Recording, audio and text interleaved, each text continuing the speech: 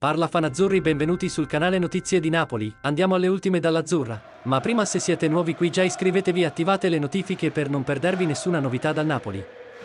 Il Napoli si gode le feste natalizie al comando della classifica di Serie A, la lunga sosta sta per finire.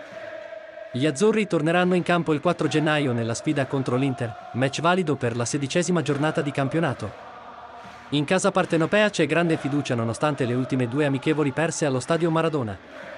Alcuni calciatori devono ritrovare la forma dei tempi migliori, tra questi vi è Kvaratskhelia.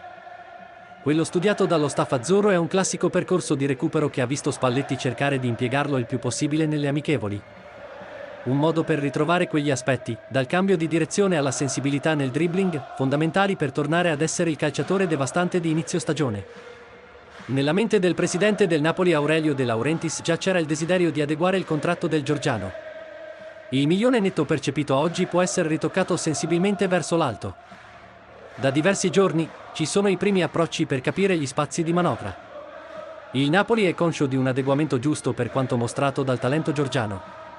Un affare quasi irripetibile.